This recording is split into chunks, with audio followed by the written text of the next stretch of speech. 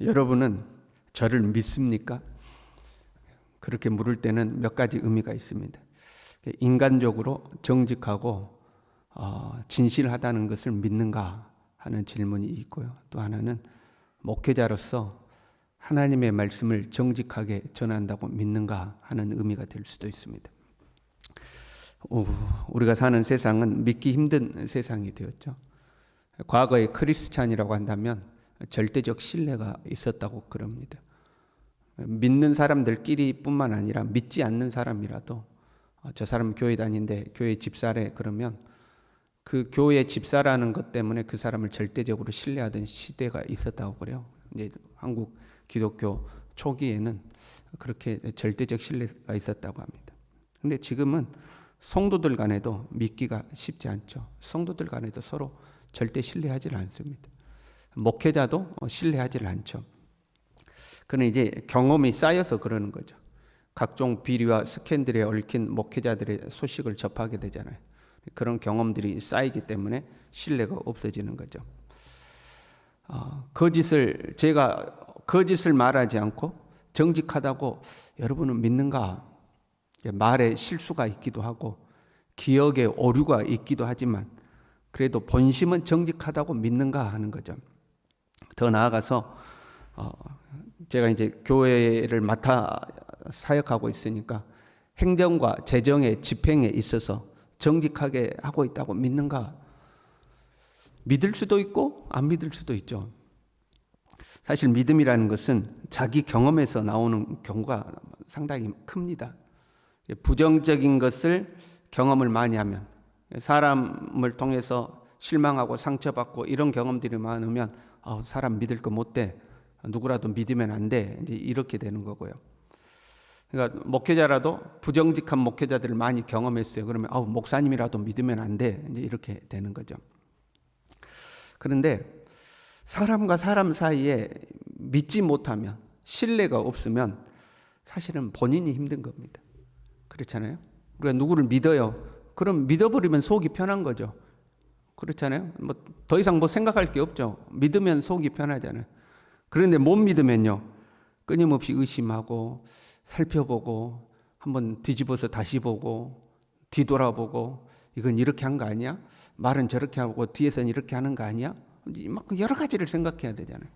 본인이 피곤하고 힘들게 되는 거죠. 목회자로서 하나님의 말씀을 전한다고 믿는가? 인간적으로 그건 이제 넘어가고요.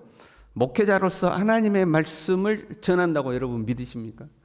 자기 하고 싶은 이야기 그냥 자기 마음대로 하는 게 아니라 하나님의 말씀을 전하는 거다 이렇게 믿냐 하는 거죠. 이것도 나뉠 수 있겠죠. 어떤 사람은 목사님은 말씀을 정직하게 묵상하고 성령의 감동과 인도를 따라서 하나님의 말씀을 전하는 거야 이렇게 순수한 신앙으로 믿는 사람이 있겠죠. 근데 어떤 사람은 순수하게 받아들이지 않죠. 왜 저런 말씀을 하지? 어떤 의도로 저런 말을 하지? 누구 들으라고 저런 말을 하지? 한 번 더 이렇게 생각하는 거 있잖아요. 목회자가 어떤 의도를 가지고 설교를 한다고 생각하는 것은 하나님의 말씀이라고 생각을 안 하는 거죠. 그렇잖아요.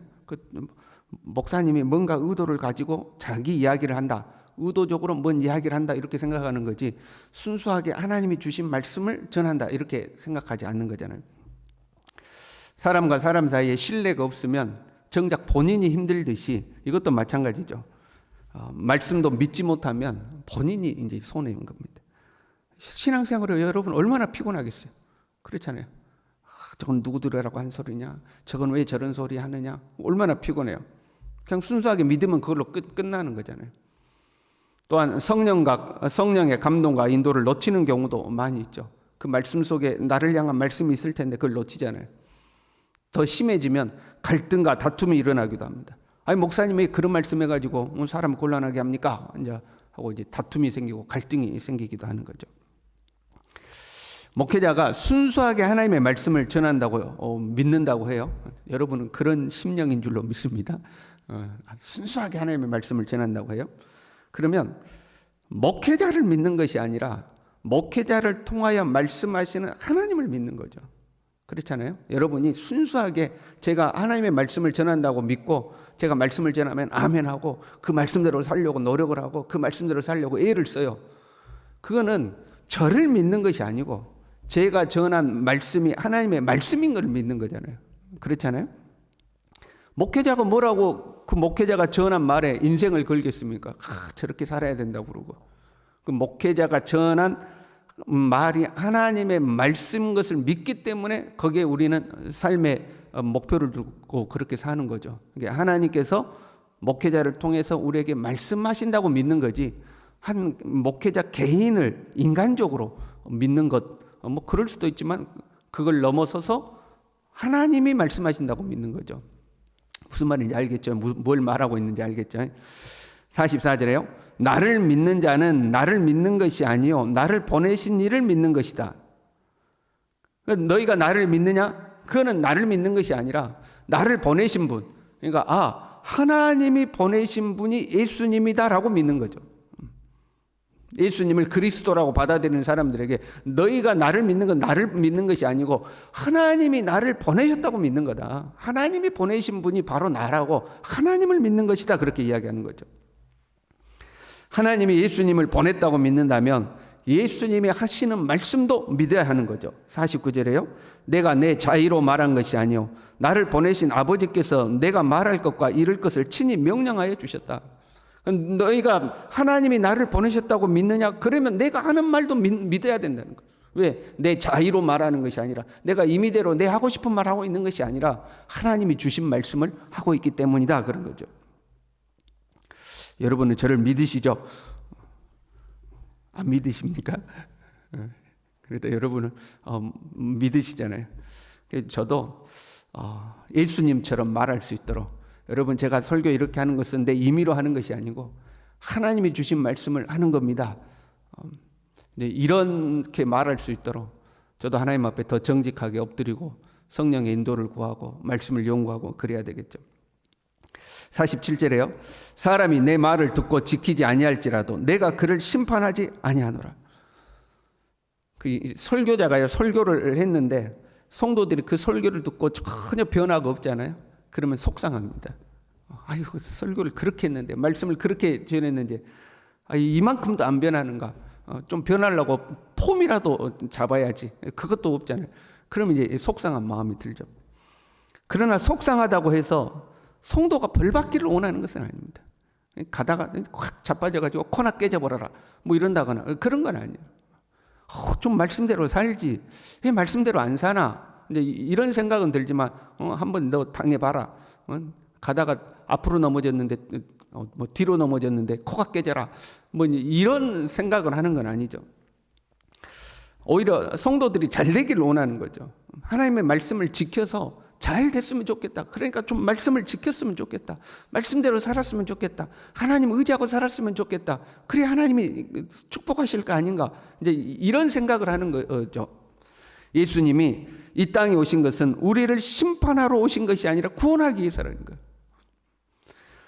그런데 보세요. 믿는 자는 구원을 받습니다 하고 구원의 복음을 전하신 거잖아요. 나를 믿는 자는 구원을 얻는다. 예수님이 이 땅에 오셔서 말씀을 주신 것은 구원을 받게 하기 위해서죠. 그런데 사람들이 안 들어요. 안 믿어요. 누구든지 나를 믿으면 아버지께로 간다. 내가 곧 길이요 진리요 생명이다. 나로 말미암아 하나님께 가는 거다. 근데 안 듣고 안 믿어. 그래? 내 말 안 들어? 너희들 혼 좀 나봐라. 예수님이 당장 심판하는 게 아니다. 예수님은 구원하려고 말씀하시는 거지 심판하려고 말씀하시는 것이 아니다. 나는 심판하러 온 게 아니고 구원하러 왔다. 그냥 나를 믿고 구원받아라. 이제 구원받으라 하는 거잖아요. 그런데 마지막 날이 되면 그 말씀이 심판을 한다는 거예요. 예수 믿고 구원받으세요. 예수 믿고 구원받으세요 했어요. 그런데 안 믿었어요. 그리고 마지막 때가 됐어요. 그러면 그 사람은 예수 믿고 구원받으라는 축복의 말씀을 받아들이지 않았기 때문에 그 말씀대로 믿어야 구원받고 믿어야 천국 가는데 안 믿었잖아요. 그 말씀에 의거해서 천국에 못 가는 거죠. 그게 지옥이잖아요. 말씀이 결국에 심판한다는 거예요. 48절에요. 나를 저버리고 내 말을 받지 아니하는 자를 심판할 이가 있으니 곧 내가 한 그 말이 마지막 날에 그를 심판하리라.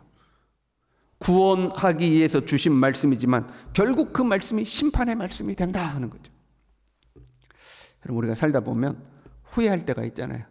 아, 그때 엄마 말 들을 걸. 아, 그때 아빠가 하란 대로 할 걸. 그 후회할 때가 있죠. 아, 그때 시키는 대로 했으면 됐는데. 후회할 때가 있잖아요. 아, 그때 말씀대로 할 걸 후회하는 때가 온다는 거예요. 그 말씀은 나에게 전해진 축복의 말씀이었어요. 근데 그 말씀에 순종하지 않았어요. 그때는 아무 문제가 없는 것 같았어요. 근데 세월이 지나고 나면 그때 그 말씀대로 할 걸, 그 후회할 때가 오는 거죠. 그 말씀이 우리에게 심판이 되는 때가 있는 거죠. 하나님이 우리에게 말씀을 주시고요, 하나님 앞에 나와서 함께 예배드릴 때 말씀이 선포되는 중에, 개인적으로 말씀을 묵상하는 중에, 기도하다가 성령이 감동하시는 때에, 그렇게 하나님께서 다양한 방법으로 우리에게 말씀을 주시는 것은 우리를 축복하기 위해서입니다. 우리로 하여금 옳은 길, 축복의 길, 은혜의 길을 걸을 수 있도록 하나님께서 우리에게 말씀을 주시는 거죠. 하나님 우리 골탕 먹이려고 말씀 주시는 거 아니잖아요. 너 가봐, 네 한번 당해봐라 하고 하나님이 우리 골탕 먹이려고 말씀 주는 거 아니에요. 하나님은 우리를 축복하기 위해서 말씀을 주시는 거죠. 그런데 우리가 그 말씀을 안 들어요. 그 말씀대로 살지 않아요. 그렇다고 해서 당장에 무슨 일이 생기는 것은 아니에요. 말씀을 듣고 순종 안 했다고 해서 당장에 뭔가 생기는 것은 아니에요. 그러나 시간이 지나면 그 말씀이 우리를 심판할 때가 오는 겁니다. 아, 그때 그 말씀대로 했어야 했는데, 내가 그때 그 말씀에 순종했어야 했는데 후회한 때가 오는 거죠. 그게 뭐냐면 말씀이 우리를 심판하는 거예요. 우리는 잊어버릴 수도 있어요. 그때 오래전에 성령이 내게 감동 주시고 말씀하셨던 걸 잊어버렸을 수도 있죠.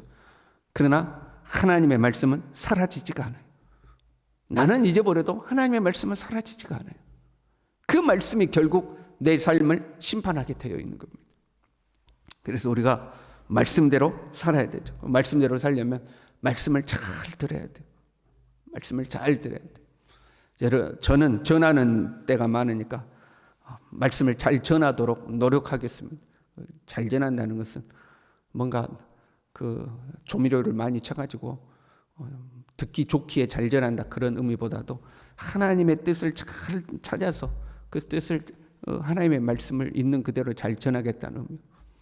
듣는 여러분들은 잘 들으시고 또 말씀을 들을 때 성령께서 나를 감동시켜서 그 말씀이 레마의 말씀으로 나의 말씀이 될 수 있도록 하나님 그러한 은혜를 베풀어 달라고 기도로 준비하시고, 하나님의 말씀이 들려올 때에 듣고 잊어버리는 자가 아니라 듣고 순종하는 사람이 되어서 말씀이 예비한 하나님의 은혜와 복에 도달할지언정 그 말씀이 내게 심판이 되어서 후회하고 내가 그때 왜 그랬을까, 이런 후회가 남는 성도가 되지 않도록 저와 여러분 모두 다 하나님의 말씀 앞에 바로 설 수 있기를 바랍니다.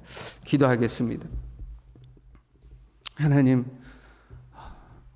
주님의 말씀이 우리에게는 축복의 말씀이지만 우리가 그 말씀에 순종하지 않으면 결국에는 심판의 말씀이 되는 것을 보게 됩니다.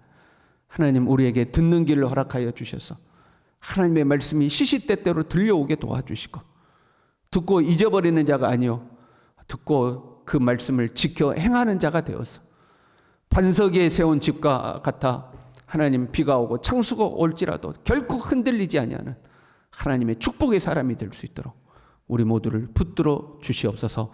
예수님의 이름으로 기도 올리옵나이다. 아멘.